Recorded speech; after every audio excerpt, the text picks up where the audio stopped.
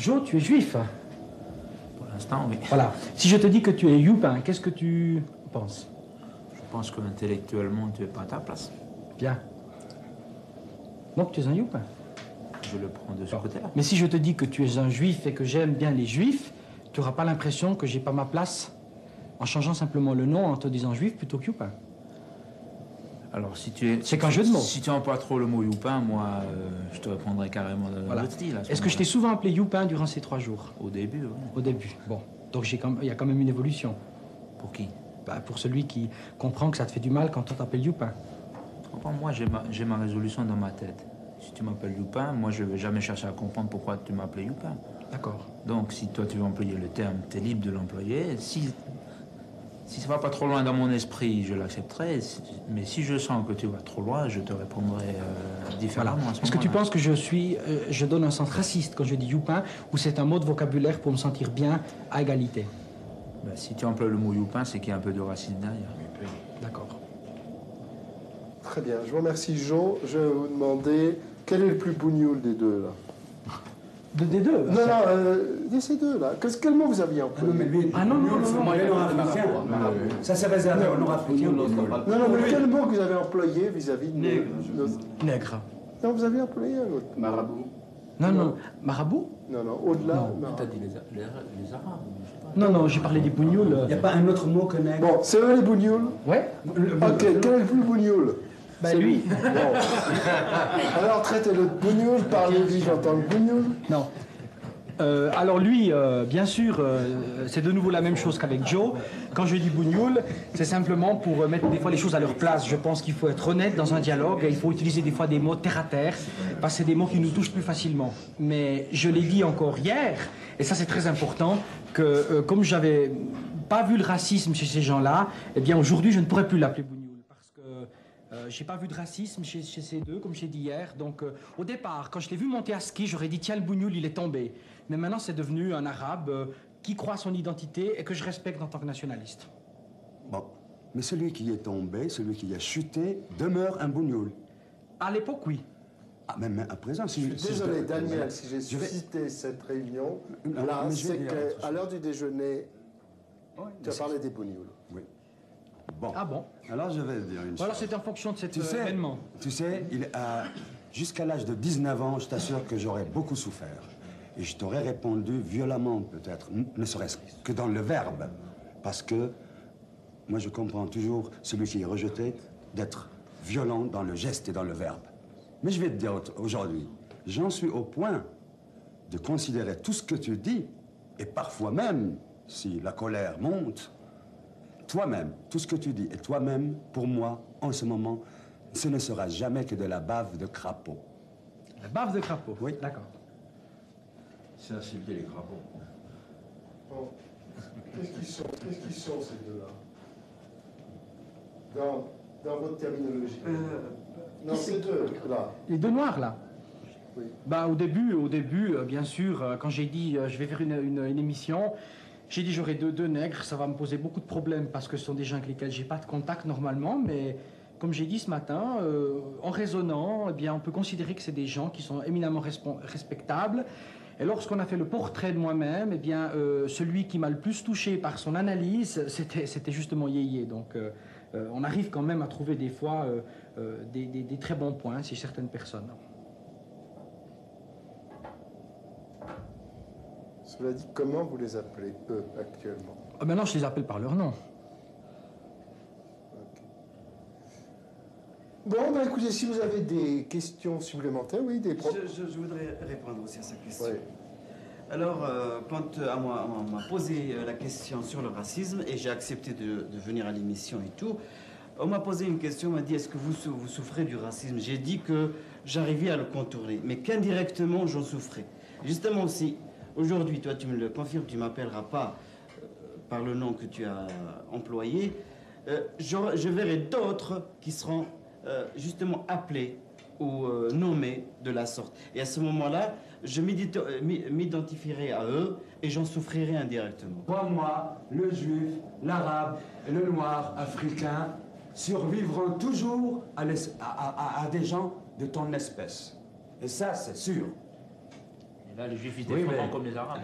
Je passe immédiatement la parole à Yéyé et Kaya qui n'ont rien dit jusqu'à présent et qui avaient quelque chose à dire, je crois. Non, mais c'était à propos des termes noirs, négroïdes ou quoi que ce soit. Oui. Ça n'avait pas tellement d'importance, puisque moi, je ne sais pas sur quelle base ou sur quels critères qu'on avait défini. Par exemple, vous me définissez sur quels critères ou sur quelle base que je suis noir. Par rapport à quoi, Daniel?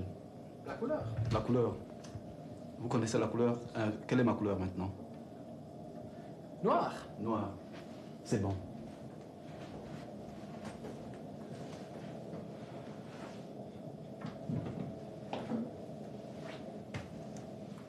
Quelle est cette couleur? Ça, c'est bleu foncé. Bleu foncé.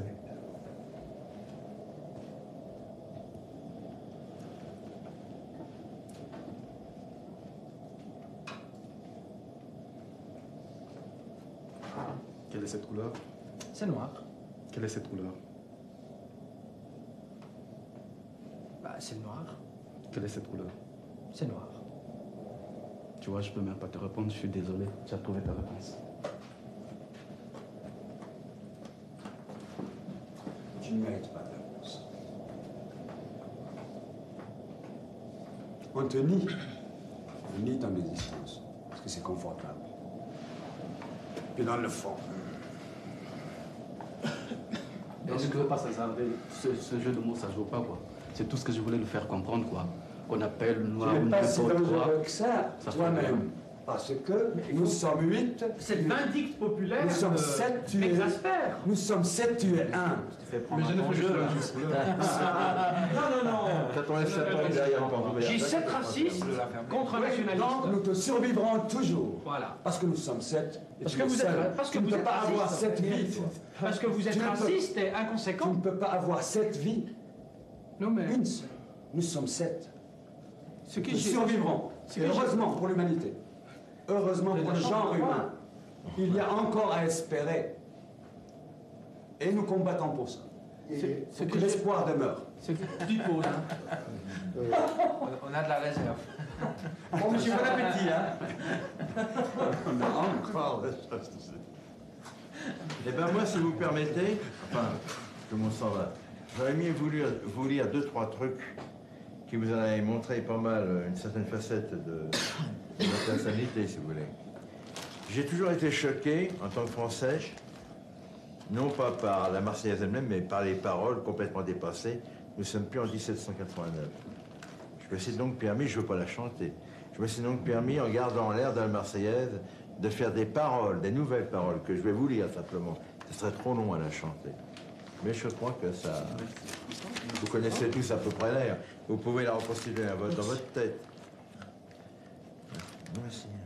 Vous pouvez la reconstituer dans votre tête. Hein. Je veux simplement vous dire le tout premier refrain, c'est « Debout, frères essentiels, vers l'arche de l'union, allons, marchons, que le soleil épure nos déraisons. » Et ensuite les couplets.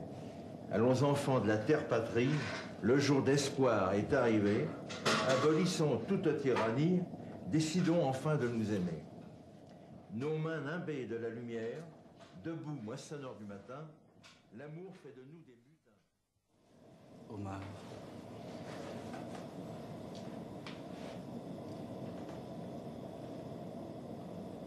Je les trouve bien dans la vie du groupe. Dans la vie du groupe, il est très bien. Mais il ne dit pas tout ce qu'il pense, quoi, en dehors de ça. Sinon, je les trouve très bien. C'est tout ce que j'ai à dire sur lui. Mais il ne dit pas tout ce qu'il pense. Oui. Il est très difficile pour moi, en tant qu'arabe, de nier quelque chose. Au-delà de nos divergences philosophiques, j'ai tout le respect de ces principes confessionnels. Au-delà du conflit qui oppose les nôtres ailleurs, je dirais qu'à nous deux, nous vaincrons les barrières raciales. Nous l'avons déjà un peu fait.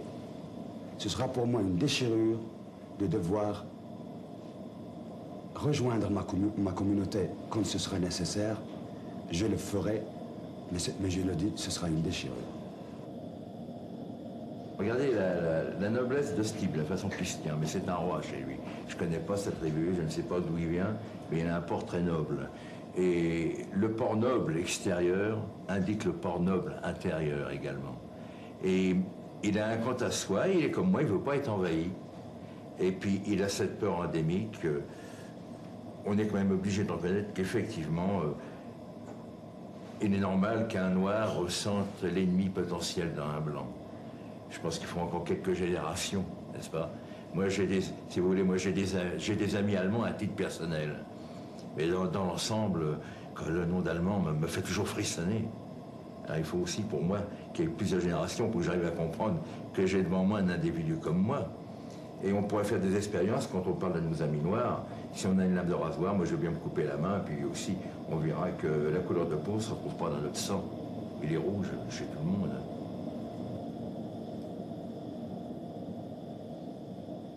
Pour moi d'abord, c'est un homme à la recherche de pouvoir. Je ne sais pas même dans la vie du groupe, si nous sommes restés 3-4 jours, il nous a presque dit tout ce qu'il a fait, tu vois. On s'est fait presque une... C'est l'homme qui raconte tout ce qu'il fait, tout ce qu'il vit. Vous laisse pas... En tout cas, vous pouvez rester avec Daniel 2-3 jours. S'il faut vous dire tout ce qu'il a fait, en tout cas, il vous dira ça, tant que vous ne l'arrêtez pas.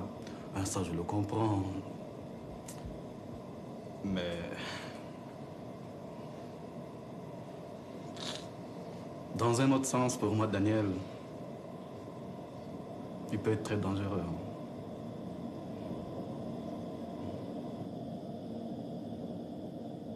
Toujours quelques mots. Le Robin des Bois marocain, champion des causes perdues, quand il en a trouvé une, il lutte jusqu'au bout des doigts de pied, jusqu'aux cheveux, il vibre et il s'y met à 100%. Il faut des hommes comme toi. Georges,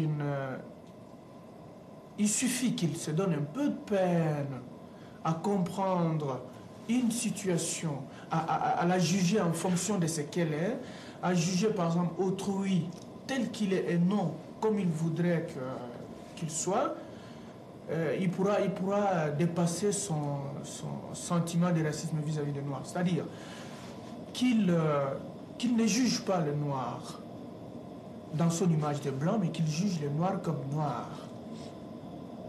Mais s'il sait juger quelqu'un comme il est, je pense que ça sera beaucoup plus instructif de sa part. Mais Georges n'est pas...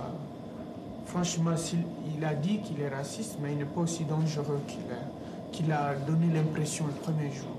C'est un chic type, moi, je trouve.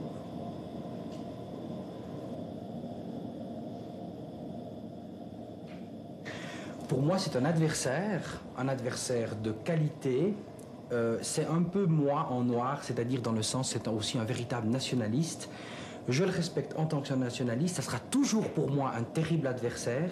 Lui comme moi, nous ne sommes pas pour le métissage, forcément. Et je crois que c'est vraiment un personnage intéressant parce qu'il n'a pas le côté philosophique ou le côté de certains. C'est vraiment un homme qui aime son pays, qui est ici en transit, qui ne cherche pas du tout à profiter ou à se remplir les poches. Et ça sera un adversaire très très important, mais je respecte un peu comme un combattant de premier ordre.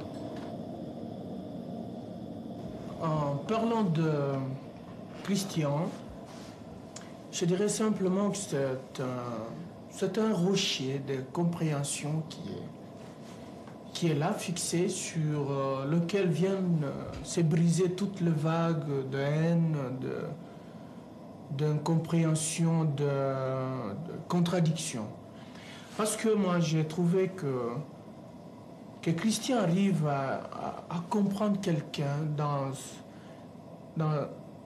ce moindre détail, c'est-à-dire il y a ces situations qu'il est pratiquement difficile à exprimer, qu'on sent bouillonner en soi, mais Christian a la sensibilité de le comprendre, de dire écoutez, je comprends, parce que ce mot comprendre, ça a vraiment beaucoup de profondeur. Je comprends ta situation et je te prends tel que tu es. Et c'est ça qui fait que automatiquement on s'est reconnu très vite chez Christian. Daniel n'a pas compris Christian très vite, mais après il a compris. Voilà, c'était la vague, la dernière vague à se briser contre l'obstacle de compréhension et automatiquement le courant a passé. Non, mais c'est quelqu'un autour de qui nous on pouvait graviter comme électron et puis constituer un noyau, enfin une cellule assez compacte. Christian, pour moi, lorsque je le vois, je le vis d'abord. C'est difficile à expliquer, mais il restera un ami pour moi. J'ai de la sympathie pour lui. Pardon? J'ai de la sympathie pour lui, il restera un ami pour moi, même demain en Afrique. S'il y a possibilité, je le ferai venir. On restera de bons amis. C'est tout ce que je peux dire. Oui, merci. Christian, vous voulez parler? Je m'excuse. Je m'excuse parce que j'ai envie de chialer. Je crois même chialer. Je suis heureux parce que je m'aperçois que j'ai des affirmements de paix au milieu de vous tous. Pardonnez-moi.